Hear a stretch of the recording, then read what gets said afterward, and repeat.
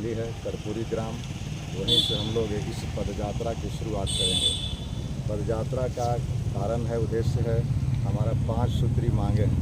5 सूत्री मांगों के लिए हम लोग पटना चल करके पदयात्रा को समाप्त करेंगे। यानी कर्पूरी ग्राम समस्तीपुर से यात्रा प्रारंभ होगी और महुआ हाजीपुर होते हुए 7 अक्टूबर को पटना के मिडिल स्कूल मैदान में यह पदयात्रा समाप्त होगी। समापन के अवसर पर यानी 7 अक्टूबर को पटना के मिडिल स्कूल मैदान में लाखों की संख्या में अति पिछड़े के भाई और बंधु जुटेंगे और इस दिन आरक्षण बचाओ सम्मेलन का आगाज किया गया है।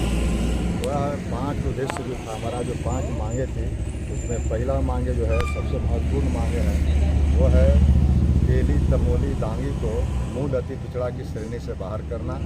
और उसको बाहर करने का मतलब ये नहीं कह रहे हैं कि उसको जाति से बाहर करना, मतलब अति पिछड़ा की जो श्रेणी है उससे बाहर करके उनकी जो आबादी है वो समानुपातिक है, उनका आरक्षण अलग अलग कैटेगरी बनाया जाए, जो आज उस पर हकमारी कर रहे हैं मूल अति पिछड़ा का।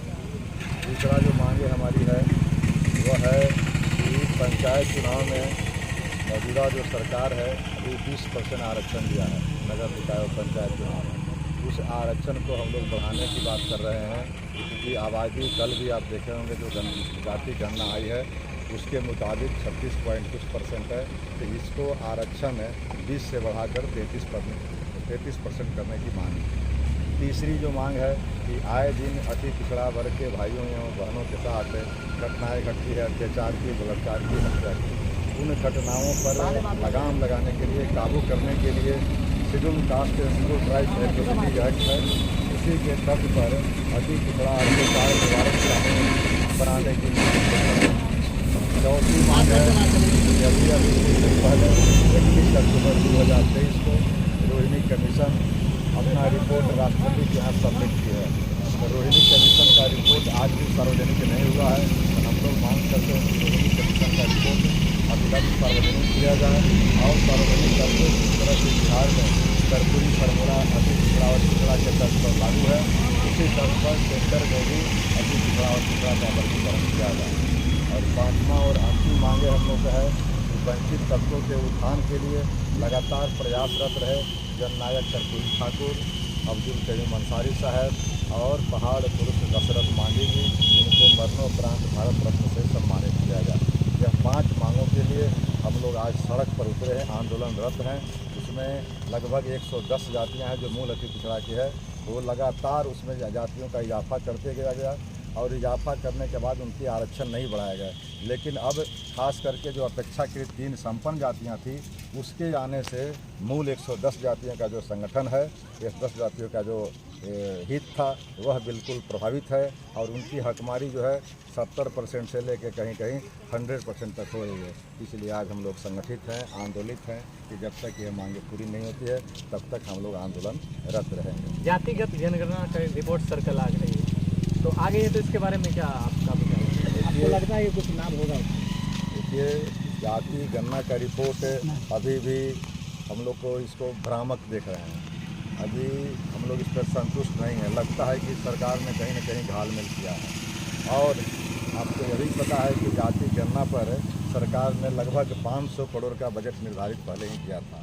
तो उन 500 करोड़ के खर्चे के मुताबिक सब लोगों को संतुष्ट होना चाहिए था। संतुष्ट का मेरा मतलब ये है कि सब में पैसा बांटना नहीं।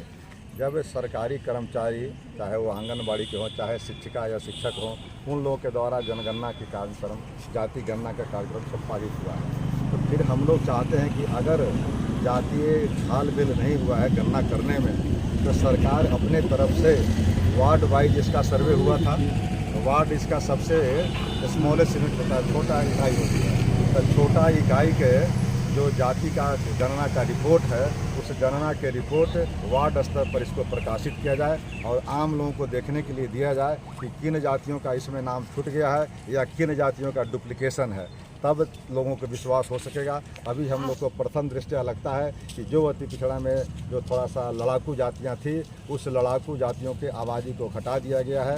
इस तरह से किसी को घटाना, किसी को बढ़ाना और प्रतिशत को मुंह में मुंह मिलाना, यह कहीं न कहीं सरकार की चालाकी है। इसलिए हम लोग चाहते हैं, वह चाहे अंसारी बिरादरी हो, चाहे नुनिया बिरादरी हो, चाहे मलाह बिरादरी हो, चाहे धानुक बिरादरी हो, चाहे कहार बिरादरी हो, इन सब बिरादरियों के साथ कहीं न कहीं नाइंसाफ़ी हुई है। इसलिए हम लोग का जो मानना था कि अति पिछड़ों की आबादी अकेले 50% के आसपास हो गई होगी। आप 1931 का सर्वे देखेंगे, उस समय ही 33% 34% थी। आज इजाफा इनमें उनकी अपेक्षा और अधिक होनी चाहिए थी, लेकिन कहीं न कहीं इसमें साजिश है। इसलिए इस साजिश को अगर बेनकाब करना है या घालमेल सरकार नहीं की है तो फिर इसका रिपोर्ट जारी करे और उसका समय दे, 8 दिन का, 7 दिन का, 10 दिन का, ताकि सभी जातियां जो भी इस धरती पर जाती है, बिहार की सरजमी पर जातियां हैं, वो जाति को विश्वास हो सके कि बिल्कुल दूध का दूध और पानी का पानी है। अभी लोगों को संशय है, कहीं न कहीं लगता है कि चुनावी मुद्दा न बन जाए यही, और इसलिए सरकार ने अपने लाभ के हिसाब से